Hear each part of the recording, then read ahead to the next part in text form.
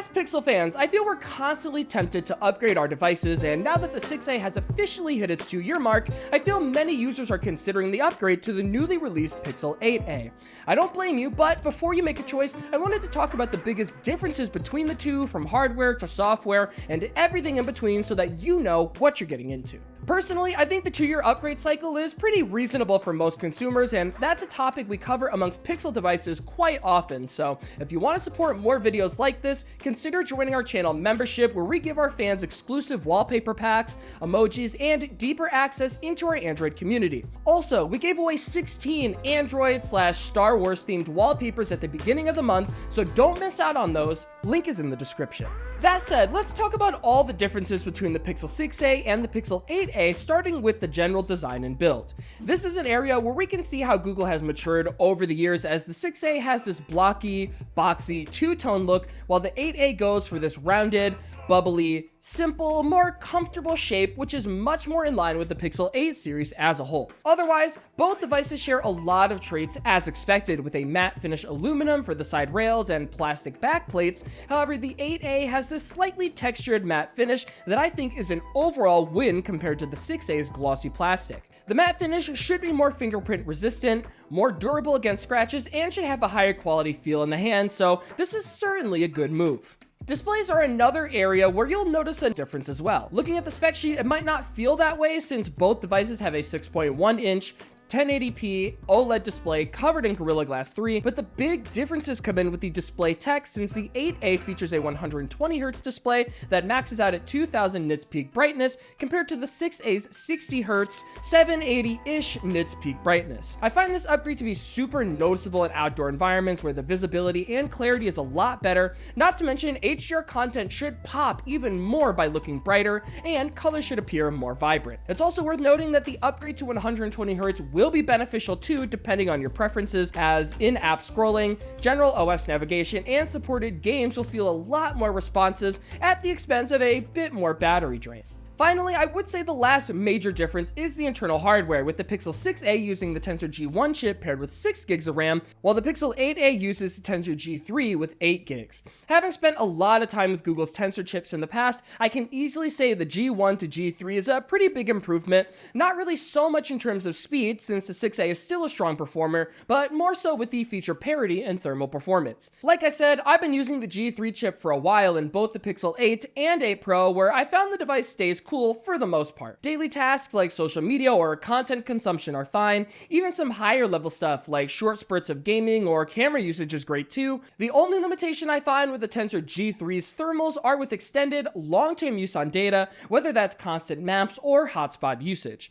So for the most part, I consider the G3 thermal performance resolved compared to the G1 that I feel gets hot on a regular basis, especially on data. As mentioned earlier, the G3 does enable a ton of new features as well, like the ability to use biometrics for app sign-ins and payments, which is a game changer once you get used to it, alongside a pretty impressive variety of AI features that we're going to talk about soon, and the G3 chip also plays a role in that 7-year update schedule. Now's a good time to talk about software quick, where the 8a starts to show even more changes, as it's mainly an AI-focused experience, and that will be the real decision maker for some people. For those that don't care about AI, both devices have a similar core experience as they run on Android 14, featuring the usual like clock faces, lock screen shortcuts, accessibility options, and more, while also having the Pixel staples like Now Playing, Clear Calling, and that super clean Pixel UI. In short, the Pixel experience hasn't really evolved much outside AI, so it's a familiar experience all around. If you are interested in AI, then this is where a lot of the benefits start to shine.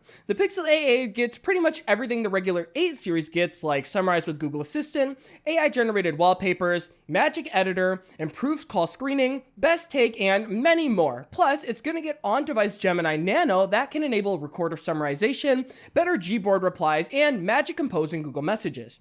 Personally, I'm expecting the 8a to continue to get more Gemini Nano features as they release, but nothing has been confirmed at this time. Battery is another aspect we can go over, but personally, I don't think this will blow anyone away. The internal cell for the Pixel 8a is approximately the same size at 4492 mAh versus 4410 on the 6a, so I think the improvement will be minor at best here, even with the more energy efficient Tensor G3 taken into consideration. Google says, quote, all-day battery for both devices, and I think that's the best you can expect with moderate usage on Wi-Fi or light usage on data. Charging speeds haven't changed much either, as both support 18-watt wire charging, while the 8A supports 7.5-watt wireless, a feature non-existent on the 6A. So overall, you get that wireless charging benefit, maybe a more efficient chip, but in total, I'd say expect a similar experience between the two. Finally, let's briefly discuss the camera situation, and in my opinion, there's either good or bad news depending on how you look at it. For camera hardware, the 8A is using the same Sony IMX787 sensor that we saw in last year's 7A, so if you weren't impressed with the improvements back then,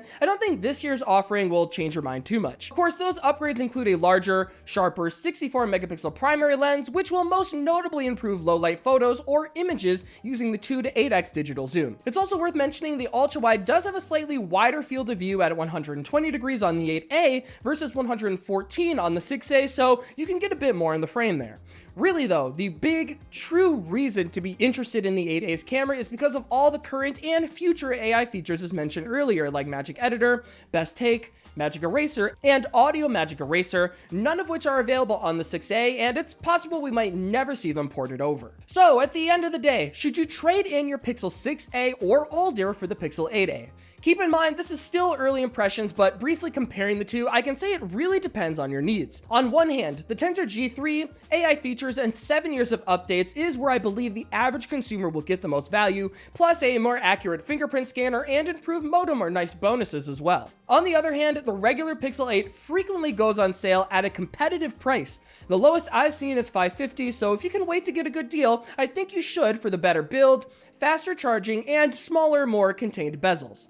And on the other hand, the Pixel 9 series is a few months away, featuring a refreshed design, plus a ton of features that I'm sure will be exclusive to the 9 series, so if I were you, I would at least consider all the options at this time.